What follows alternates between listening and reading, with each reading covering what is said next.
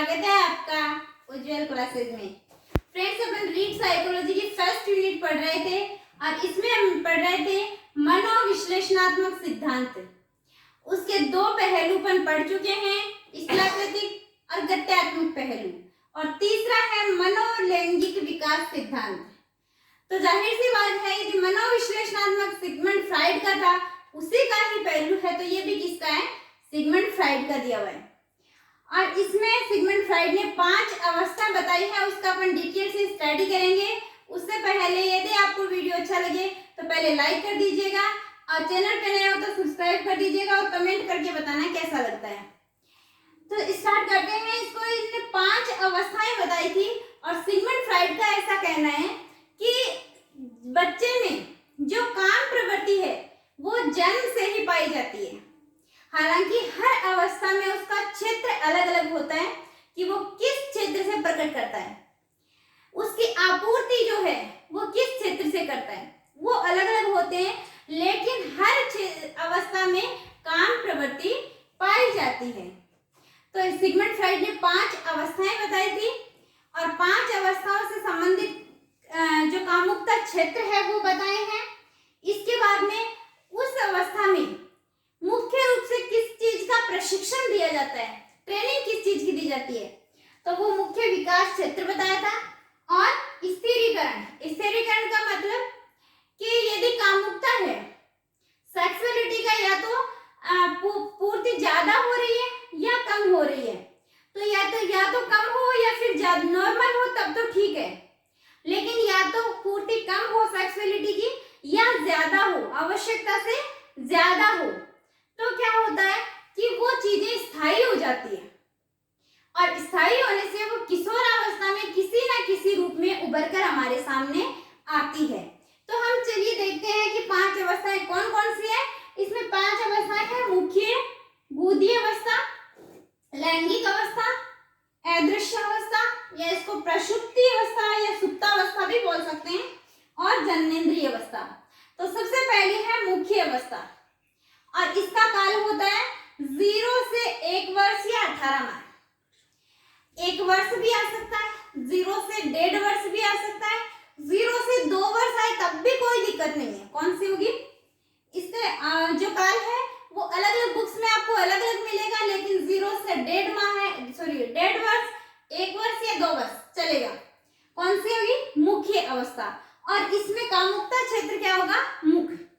बच्चा जो है मुख के द्वारा अपनी कामुकता की संतुष्टि करता है, सेक्सुअलिटी की संतुष्टि करता है। कैसे? चूस कर, काट कर, कोई भी चीज दे दो बच्चे को, सीधा मुंह में ले जाता है। तो कामुकता क्षेत्र कौन सा हुआ? मुख।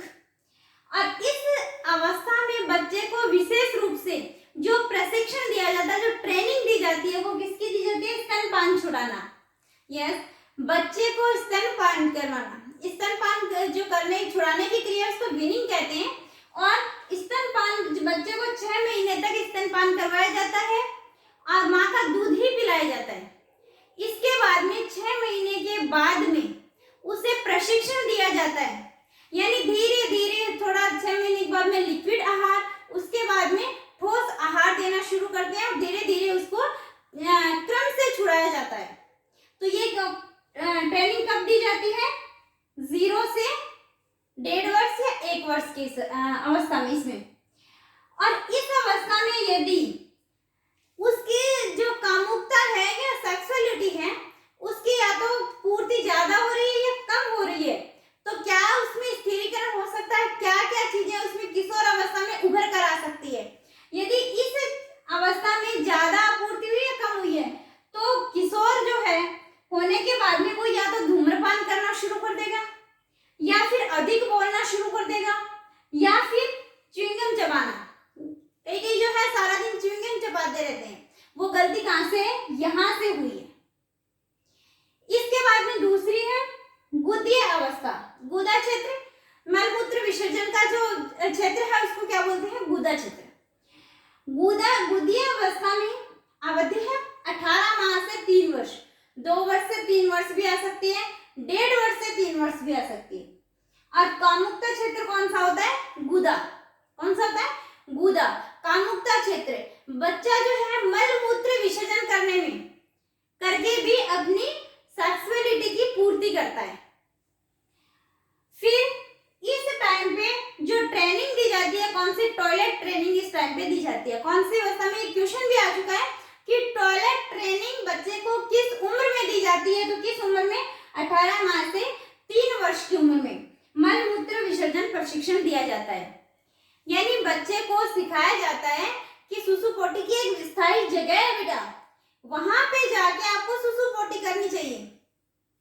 टॉयलेट के लिए विशेष जगह है, वहां पे जाके आपको उसको धीरे धीरे सिखाया जाता है।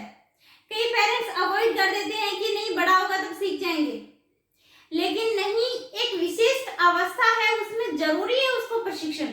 और हार्ड प्रशिक्षण यदि दिया जाता है, यदि इस अवस्था में हार्ड प्रशिक्षण बच्चे को दिया जाता है, बात बात पे डांटा जाता है, उसे कठोरता से उसके साथ में पेश आया जाए, तो इस अवस्था में उसका स्थिरीकरण क्या होगा कि यदि या तो व्यवहार जो है उसको ज्यादा मतलब पनिशमेंट देना या फिर जो कठोर अनुशासन उसके प्रति अपनाया जाएगा, तो या तो वो अव्यवस्थित हो जाएगा, क्या हो जाएगा, या तो उसका व्यवहार अव्यवस्थित हो जाएगा, जिंदगी अस्त व्यस्त हो रहेगी उसकी, या फिर क्या होगा, अति व्यवस्थित, यानी हर चीज सिस्टमैटिक ढंग से रखेगा। या तो स्थिरीकरण क्या होगा, तो अव्यवस्थित या फिर अति व्यवस्थित, उसके व्यवहार में हर चीज एकदम सुव्यवस्थित रहेगी। कौन सी अवस्था में, यदि ये जो ट्रेनिंग दी जा रही है उसमें, कि यदि इसमें या तो कठोरता बरतोगे या फिर कठोरता बरतोगे तो या तो अव्यवस्थित होगा या फिर अति व्यवस्थित। इसके बाद में तीसरी है लैंगिक अवस्था। इस अवस्था में बच्चा 3 से 5 वर्ष की उम्र में, और जो कामुकता क्षेत्र है वो कौन सा होता है, लैंगिक क्षेत्र होता है। ऑडिपस और इलेक्ट्रा ग्रंथि का इस टाइम पे समाधान हो जाता है। बच्चे में मैंने बताया था कि इलेक्ट्रा और ऑडिपस दोनों ग्रंथि होती है। ऑडिपस जो है वो लड़के में होती है, माँ के प्रति सेक्सुअली अट्रैक्ट होता है। इलेक्ट्रा लड़की में होती है और पिता के प्रति सेक्सुअली अट्रैक्ट होती है। तो इस ग्रंथि का यहीं पे समाधान हो जाती है। वो अचेतन मन में दबा देते हैं इस बात को 3-5 वर्ष के बाद में कि ये जो है सही नहीं है, ये गलत है, जो अट्रैक्शन है ये गलत है। तो इस चीज को यहाँ पे ही दबा दिया जाता है, यानी इसका समाधान यहीं पर ही हो जाता है। तो और यहाँ पे स्थिरीकरण क्या होता है, या तो यौन रोग या फिर यौन अक्षमताएं जो है वो बच्चे में हो सकती है। फिर चौथी है अदृश्य अवस्था या प्रसुप्ति अवस्था या फिर सुप्तावस्था, और ये है 5 से 12। कौन सी अवस्था को ये कवर कर रही है, तो 5 से 12 कौन सी थी, बाल्यावस्था। और बाल्यावस्था में आपको पता है कि बच्चे में कामुकता नहीं पाई जाती, सेक्सुअलिटी जो है वो स्थायी हो जाती है, रुक सी जाती है। यानी इस टाइम पे जो ये ऊर्जा है, काम प्रवृत्ति की ऊर्जा है, जिसको लिबिडो जो कहा है, वो ऊर्जा बच्चा जो है वो अन्य कार्यों में लगाता है।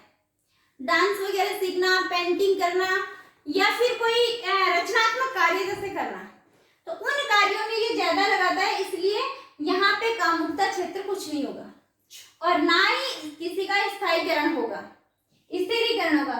और यहाँ पे रक्षात्मक युक्तियों की उत्पत्ति होती है। रक्षात्मक युक्तियां जो कि समायोजन के टॉपिक में अपन पूरी डिटेल से चर्चा करेंगे। इसका क्या हो जाता है, रक्षात्मक युक्तियों के उत्पत्ति यानी मार्गांतरीकरण हो जाता है। यानी जो ऊर्जा थी काम प्रवृत्ति की, जो लिबिडो शक्ति जो है, ये इसने किस में लगा दी, अन्य कार्यों में वो जो है लगा दी। फिर है जननेंद्रिय अवस्था। जननेंद्रिय अवस्था आती है 12 वर्ष के बाद में, और इस टाइम पे जो कामुकता क्षेत्र है वो कौन सा है, लैंगिक। मुख्य विकास किसका, लैंगिक परिपक्वता का। यानी इसके बाद में जो सेक्सुअलिटी है इसका किसमें होता है, संतानोत्पत्ति के लिए किया जाता है। तो ये इसकी 5 अवस्थाएं थी। मनोलैंगिक जो सिद्धांत है इसमें 5 अवस्थाएं बताई है। 5 अवस्थाओं से संबंधित ये कामुकता क्षेत्र याद रखना है, और किस चीज की ट्रेनिंग दी जाती है, किस चीज का स्थिरीकरण हो सकता है बच्चे में, और खास करके ये चीज पूछी जाती है। तो एक बार फिर से देखिएगा, मुख्य अवस्था 0 से 1.5 या 1 वर्ष, मुख्य जो है कामुकता क्षेत्र है, स्तनपान यौवन छुड़ाने की ट्रेनिंग दी जाती है और स्त्रीकरण हो जाता है तो बच्चा किसका शिकार हो जाता है? धूम्रपान करना या ज्यादा बोलना या फिर च्युइंगम चबाना। गुदी अवस्था तो इसमें 18 से 3 वर्ष तक है। गुदा क्षेत्र में कामुकता क्षेत्र है, मलमूत्र विसर्जन का प्रशिक्षण दिया जाता है, टॉयलेट ट्रेनिंग दी जाती है और व्यवहार कैसा हो जाता है यदि स्त्रीकरण हो जाता है तो या तो व्यवस्थित या अति व्यवस्थित। फिर लैंगिक अवस्था, लैंगिक अवस्था का काल है अवस्था का 3 से 5 वर्ष। लैंगिक इसका कामुकता क्षेत्र है और ओडिपस और इलेक्ट्रा ग्रंथि का यहाँ पे समाधान हो जाता है और यौन रोग या यौन असक्षमता उसमें उत्पन्न हो जाती है यदि स्त्रीकरण हो जाता है। फिर अदृश्य अवस्था है जो कि 5 से 12 वर्ष है और इसमें कामुकता क्षेत्र कुछ नहीं होता और रक्षात्मक युक्तियां की इसमें उत्पत्ति होती है। जननेंद्रिय अवस्था जो कि 12 वर्ष के बाद आती है और इसमें कामुकता क्षेत्र होता है लैंगिक और लैंगिक परिपक्वता इसमें आ जाती है, इसलिए जो लिबिडो है काम शक्ति है उसका उपयोग किसमें किया जाता है? संतान और उत्पत्ति के लिए। तो ये आज का टॉपिक था और अपना मनोविश्लेषणात्मक सिद्धांत भी यहाँ पे कंप्लीट होता है और मनोलैंगिक सिद्धांत भी यहाँ पे कंप्लीट होता है। नेक्स्ट जो अगला सिद्धांत है वो करेंगे नेक्स्ट वीडियो में। थैंक यू फ्रेंड्स, यदि वीडियो अच्छा लगा है तो लाइक करना, शेयर करना, सब्सक्राइब करना